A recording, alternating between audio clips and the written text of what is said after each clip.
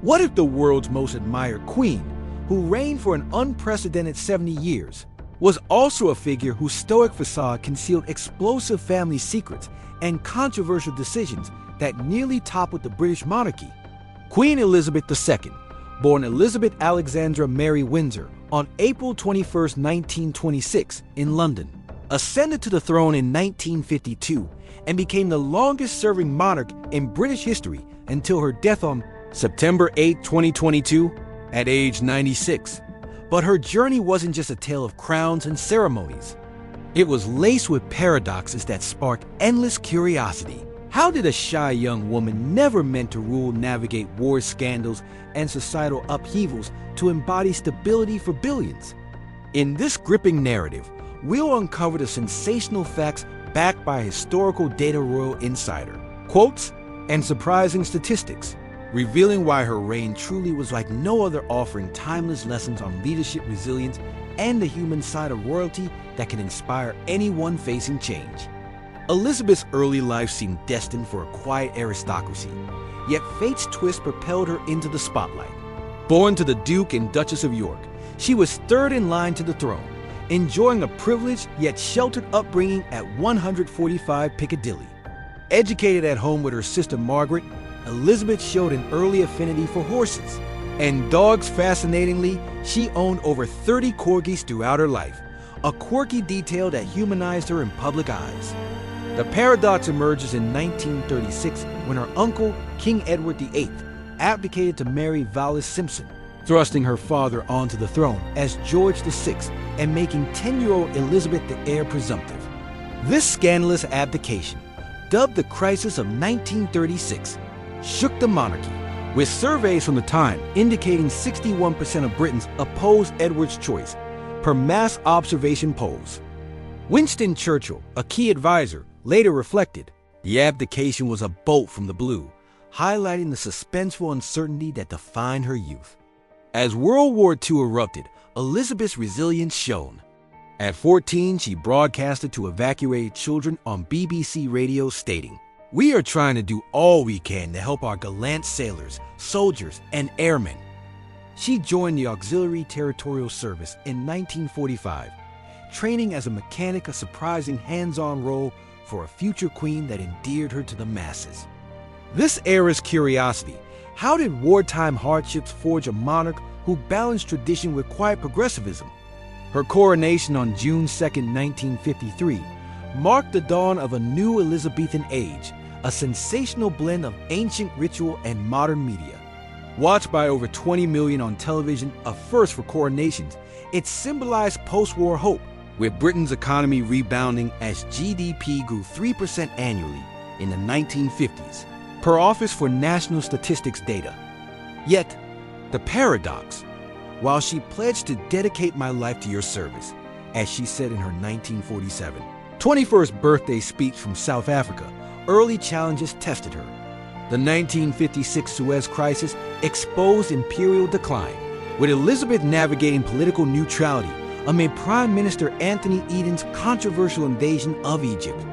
Historian David Carradine notes, "She was a stabilizing force in turbulent times," emphasizing her role in transitioning the British Empire to the Commonwealth, which grew from 8 to 56 nations during her reign. Intriguingly, a 2022 Pew Research survey found 81% of Britons viewed her favorably, crediting her for maintaining unity. But suspense builds. Behind the pomp, personal strains simmered, setting the stage for family dramas that will captivate the world. Elizabeth's personal life was a tapestry of devotion and controversy, arousing curiosity about the woman behind the crown. Her 1947 marriage to Prince Philip, Duke of Edinburgh, was a love match against odds. Philip, a Greek-Danish prince with limited means, won her heart during wartime.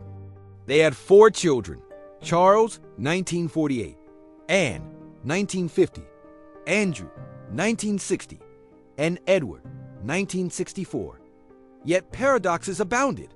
Philip's rumored infidelities, hinted at in media like Netflix's The Crown, sparked debates. though Elizabeth's unwavering support endured until his death in 2021.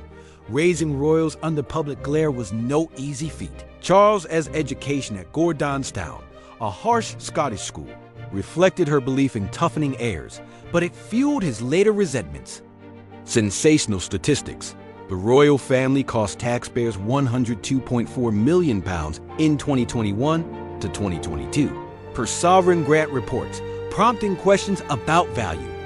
Margaret Thatcher's quote, "The Queen is a woman of great common sense," from her memoirs underscores Elizabeth's pragmatic influence on 15 prime ministers. But here's the twist. Elizabeth's views on women evolved. Initially traditional, she appointed the first female equerry in 1974 and supported female succession changes in 2013. Curiosity piques. Did her private paradoxes balancing duty with family mirror the monarchy's struggle to modernize? On the global stage, Elizabeth's diplomacy was masterful, yet laced with suspenseful controversies. As head of the Commonwealth, she visited over 120 countries, logging more than 1 million miles equivalent to 42 circumnavigations of Earth, per royal records. Her 1961 dance with Ghana's Queen Nkrumah symbolized anti-colonial solidarity, helping retain newly independent nations. Nelson Mandela praised her, saying, "She is an amazing lady," after their 1999 meeting, highlighting her role in ending apartheid pressures. Statistics from the Commonwealth Secretariat show its population grew to 2.5 billion under her watch, representing a third of humanity. Paradoxically, while promoting unity, she faced criticisms for not addressing colonial legacy sooner. A 2021 YouGov poll revealed 41% of young Britons believed the empire was something to be ashamed of.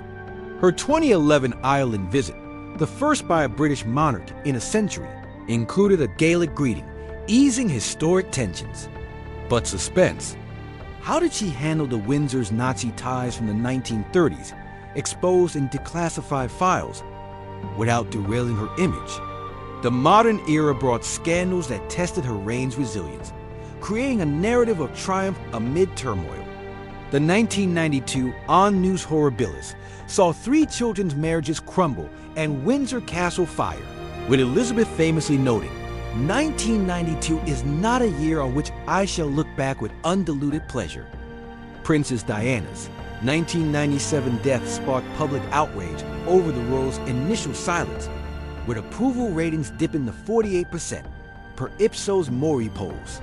Yet Elizabeth's eventual Buckingham Palace tribute turned the tide. More recently, Prince Andrew's Epstein links led to his 2019 withdrawal from duties, a decision she endorsed amid controversy. The Megxit saga in 2020, with Harry and Meghan's exit, exposed generational rifts. Oprah's 2021 interview alleged racism, though unproven. Paradoxically, Elizabeth's recollections may vary, response maintained dignity. During the COVID-19 pandemic, her "We Will Meet Again" broadcast echoed wartime spirit, viewed by 24 million in the UK alone.